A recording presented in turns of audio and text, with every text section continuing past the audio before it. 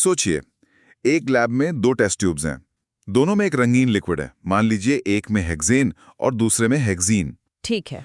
अब दोनों में हम रेडिश ब्राउन रंग का ब्रोमीन वाटर डालते हैं। एक टेस्ट ट्यूब में ब्रोमीन का रंग गायब करने के लिए यूवी लाइट की जरूरत पड़ती है। और जब रिएक्शन होता भी है तो प्रोडक्ट भी बड़ा मेसी सा एक मिक्सचर मिलता है। अच्छा। लेकिन दूसरे टेस्ट ट्यूब में ब्रोमीन डालते ही उसका रंग तुरंत पलक झपकते ही गायब हो जाता है, बिना किसी लाइट के, और एक सिंगल प्रिडिक्टेबल प्रोडक्ट बनता है। सवाल यह है कि ऐसा क्यों? और आज की हमारी चर्चा आई थिंक इसी दिलचस्प सवाल के इर्द गिर्द घूमेगी। हम unit 6 haloalkanes and haloarenes से एक बहुत जरूरी विषय को समझने जा रहे हैं, methods of preparation of haloalkanes. मतलब वो कौन कौन से तरीके हैं जिनसे हम इन इंपॉर्टेंट कंपाउंड्स को बना सकते हैं? बिल्कुल। और ये जानना इसलिए जरूरी है क्योंकि केमिस्ट्री सिर्फ रिएक्शंस को समझने के बारे में नहीं है, बल्कि उन्हें कंट्रोल करने के बारे में भी है। सही बात है। इससे हम सीखते हैं कि किसी खास हैलो एल्कीन को बनाने के लिए सबसे एफिशिएंट, सेलेक्टिव और इकोनॉमिकल तरीका कौन सा है। ये सिंथेसिस की प्लानिंग का बेस है। तो चलिए इसे खोलकर देखते हैं। बिल्कुल। सबसे सरल भाषा में कहें तो हैलो एल्कीन्स बनाने का मतलब है एल्कीन्स या एल्कीन्स जैसे हाइड्रोकार्बन मॉलिक्यूल्स में से हाइड्रोजन या किसी और ग्रुप को हटाकर उसकी जगह पर एक हैलोजन एटम जैसे क्लोरीन या ब्रोमीन को लगाना। अच्छा। मंजिल एक है, हैलो एल्केन बनाना, पर जैसा आपने कहा वहां तक पहुंचने के रास्ते बिल्कुल अलग हैं। तो मंजिल तक पहुंचने के ये मुख्य रास्ते कौन कौन से हैं? इमेजिन कीजिए कि आपको एक हाइड्रोकार्बन से एक हैलो एल्केन बनाना है। इसके 3 मुख्य रास्ते हैं। पहला रास्ता है एल्केन से। ओके। जिसमें आप सीधे एक एल्केन से हाइड्रोजन एटम को आप कह सकते हैं जबरदस्ती हटाकर उसकी जगह हैलोजन लगा दें। ठीक है। दूसरा रास्ता है एल्कीन से, जहां आप एक एल्कीन के डबल बॉन्ड को तोड़कर उस पर हैलोजन को ऐड कर देते हैं। और तीसरा और शायद सबसे कंट्रोल्ड रास्ता है अल्कोहल से, जिसमें आप एक अल्कोहल के OH ग्रुप को हटाकर उसकी जगह हैलोजन लगा देते हैं। मतलब स्टार्टिंग मटेरियल के हिसाब से पूरी स्ट्रैटेजी बदल जाती है। तो इसका मतलब हर रास्ते का मैकेनिज्म यानी कि काम करने का तरीका भी बिल्कुल अलग होगा। हाँ, यही सबसे जरूरी बात है। हर मेथड में पुराने बॉन्ड्स टूटते हैं और नए कार्बन हैलोजन बॉन्ड्स बनते हैं, लेकिन बिल्कुल अलग अलग मैकेनिज्म से। जैसे एल्केन्स के केस में होता है फ्री रेडिकल सब्स्टिट्यूशन, एल्कीन्स के केस में इलेक्ट्रोफिलिक एडिशन और अल्कोहल्स के केस में न्यूक्लियोफिलिक सब्स्टिट्यूशन। तो इसको एग्जाम के लिए कैसे याद रखा जा सकता है? हाँ, एग्जाम के लिए इसे ऐसे याद रख सकते हैं। Haloalkanes are prepared primarily by 1. free radical substitution of H in alkanes, 2. electrophilic addition to alkenes, or 3. nucleophilic substitution of OH in alcohols.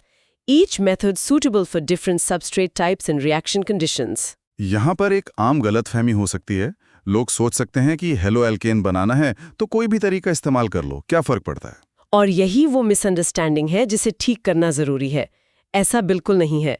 सही मेथड का चुनाव इस बात पर डिपेंड करता है कि हमारा स्टार्टिंग मटेरियल क्या है, एक अनरिएक्टिव एल्केन, एक रिएक्टिव एल्कीन या एक फंक्शनलाइज्ड अल्कोहल। और इस पर भी कि हमें एंड प्रोडक्ट कैसा चाहिए। हाँ, और हमें अपने फाइनल प्रोडक्ट में कितनी सिलेक्टिविटी और प्योरिटी चाहिए।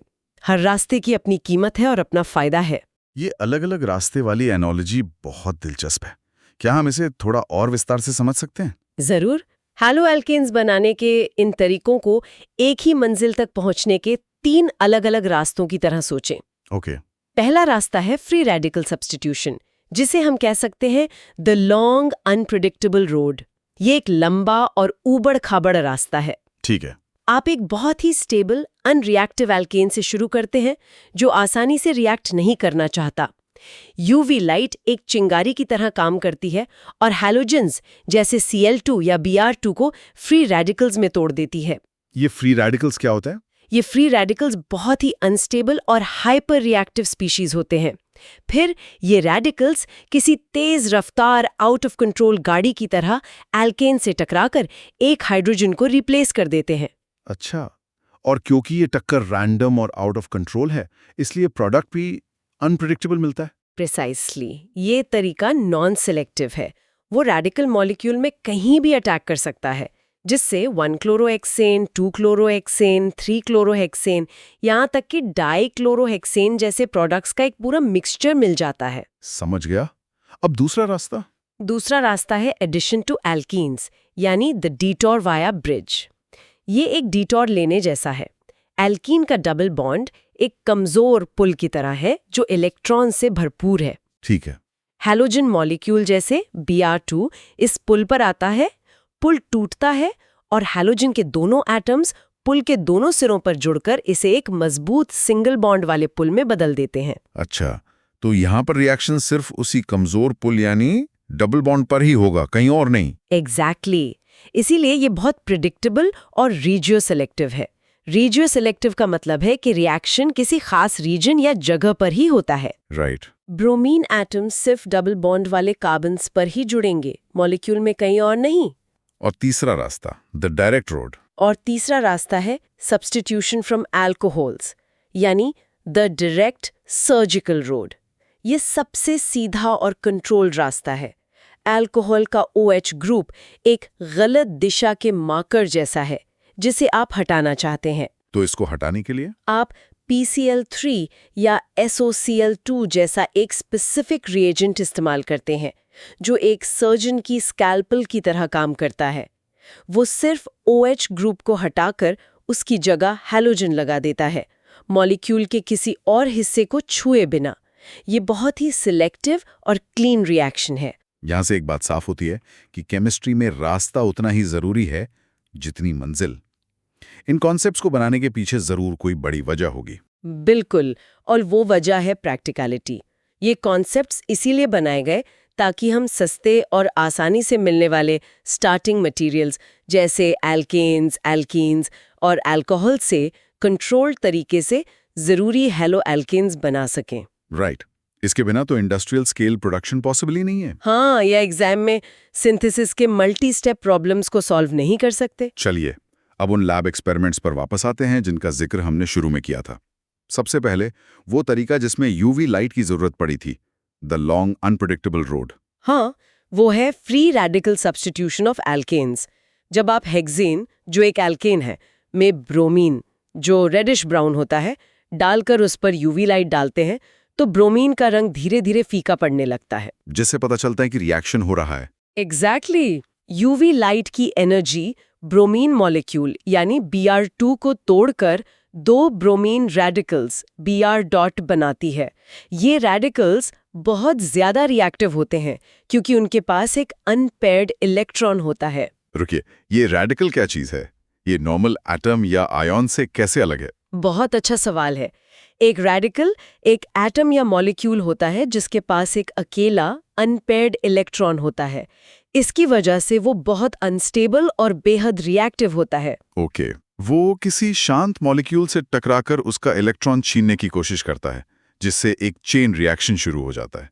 यही वजह है कि ये रिएक्शन इतना अनकंट्रोलेबल होता है। और वो एल्केन के किसी भी CH बॉन्ड पर रैंडमली अटैक कर सकता है। बिल्कुल, याद रखने वाली बात। Clarity check. इस रिएक्शन के लिए यूवी लाइट या हाई हीट जरूरी है। अंधेरे में या नॉर्मल टेम्परेचर पर ये रिएक्शन नहीं होगा। और इसी वजह से प्रोडक्ट एक मिक्सचर होता है। सही। जो प्रोडक्ट बनता है वो 1 ब्रोमोहेक्सेन, 2 ब्रोमोहेक्सेन, 3 ब्रोमोहेक्सेन सबका मिक्सचर होता है।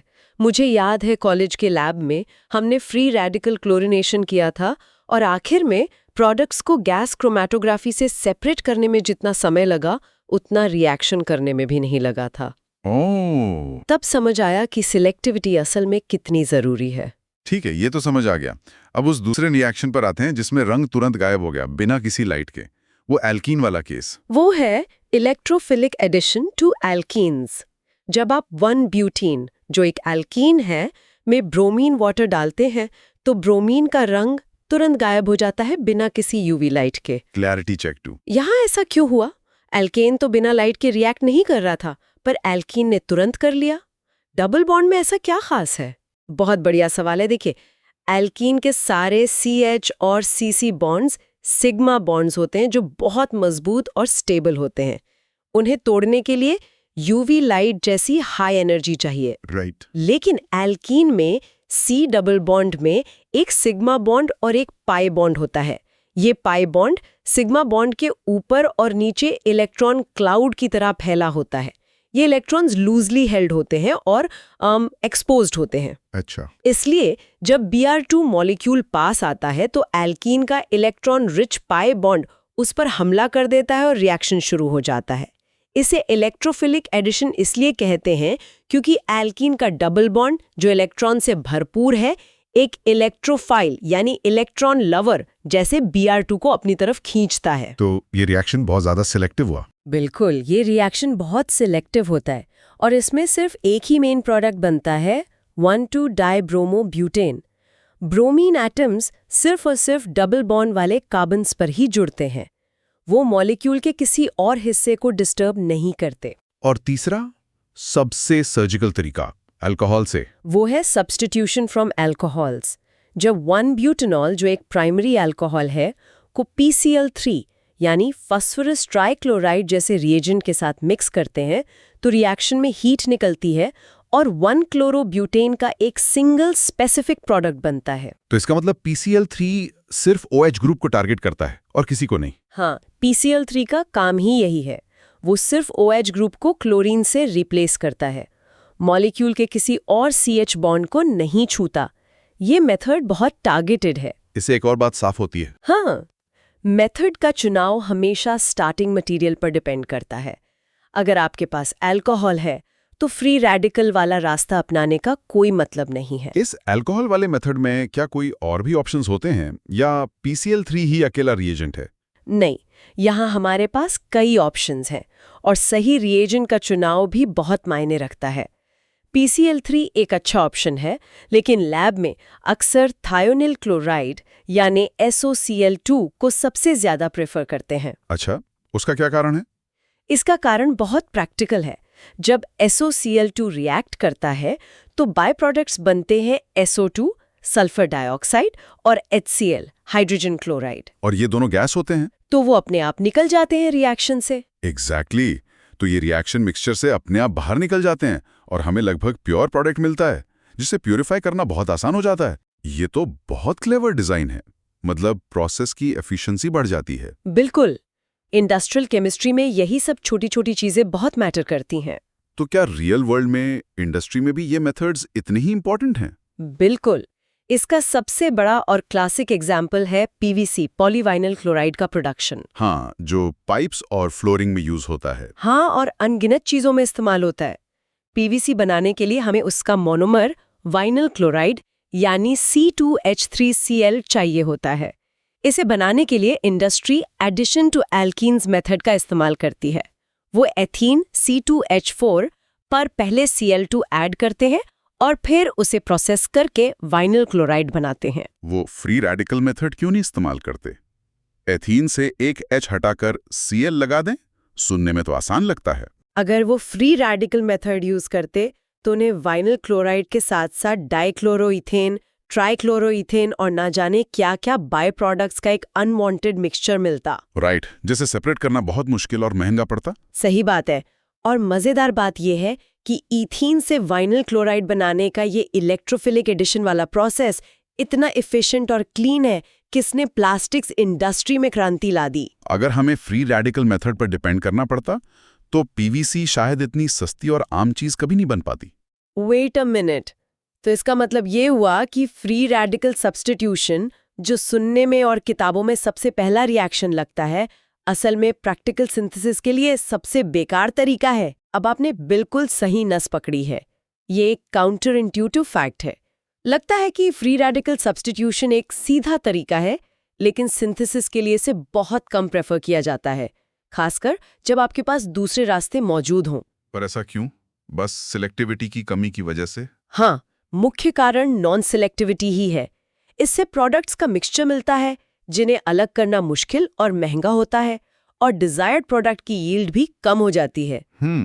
इसके बजाय एडिशन टू एल्कीन्स या सब्स्टिट्यूशन फ्रॉम अल्कोहल्स जैसे मेथड्स कहीं ज्यादा पसंद किए जाते हैं, क्योंकि वो हाईली सिलेक्टिव और कंट्रोलेबल होते हैं। इंडस्ट्री में कंट्रोल, सिलेक्टिविटी और यील्ड ही सब कुछ है। रैंडमनेस वहां दुश्मन मानी जाती है। तो आज की इस पूरी चर्चा को अगर हम संक्षेप में देखें तो हैलो एल्केन्स बनाने की ये 3 रास्ते हैं और हर एक की अपनी पहचान है। हाँ, इसे ऐसे समराइज कर सकते हैं। पहला एल्केन से। ये फ्री रेडिकल सब्स्टिट्यूशन का रास्ता है। इसके लिए यूवी लाइट या हीट की एनर्जी चाहिए और ये एक नॉन सिलेक्टिव रिएक्शन है जो प्रोडक्ट्स का मिक्सचर देता है, एक ब्रूट फोर्स अप्रोच। बिल्कुल। दूसरा है एल्कीन से। ये इलेक्ट्रोफिलिक एडिशन का रास्ता है। ये एल्कीन के रिएक्टिव डबल बॉन्ड पर होता है, बहुत फास्ट होता है और एक सिलेक्टिव सिंगल प्रोडक्ट देता है। जैसा हमने पीवीसी के एग्जाम्पल में देखा, ये इंडस्ट्रियल केमिस्ट्री की जान है। सही। और तीसरा अल्कोहल से। ये न्यूक्लियोफिलिक सब्स्टिट्यूशन का रास्ता है। यहाँ एक स्पेसिफिक रिएजेंट जैसे SOCl2 एक सर्जन की तरह सिर्फ OH ग्रुप को रिप्लेस करता है, जिससे बहुत क्लीन और प्योर प्रोडक्ट मिलता है। और सबसे बड़ा टेकअवे ये है कि केमिस्ट्री में सबसे आसान दिखने वाला रास्ता हमेशा सबसे अच्छा नहीं होता। कंट्रोल और सिलेक्टिविटी रैंडम रिएक्शन से कहीं ज्यादा वैल्यूबल हैं। बिल्कुल सही। सिंथेसिस का मतलब ही कंट्रोल्ड ट्रांसफॉर्मेशन है। ये तो हुई प्रोडक्ट बनाने की बात, लेकिन अब जब हम इन प्रोसेसेस को समझ गए हैं तो एक और सवाल दिमाग में आता है। पूछिए। हमने देखा कि हर मेथड के अपने फायदे और नुकसान हैं और कुछ में अनवांटेड बाय प्रोडक्ट्स भी बनते हैं। तो आज के दौर में जब हम ग्रीन केमिस्ट्री की बात करते हैं, यानी ऐसे केमिकल प्रोसेसेस जो एनवायरनमेंट के लिए कम हानिकारक हों, तो केमिस्ट इन तीनों मेथड्स में से किसी एक को चुनते समय सिर्फ प्रोडक्ट की यील्ड ही नहीं, बल्कि उस प्रोसेस के एनवायरमेंटल इम्पैक्ट के बारे में कैसे सोचते होंगे। कौन सा रास्ता सबसे ग्रीन है और क्यों? ये एक दिलचस्प सवाल है जिस पर आगे सोचा जा सकता है।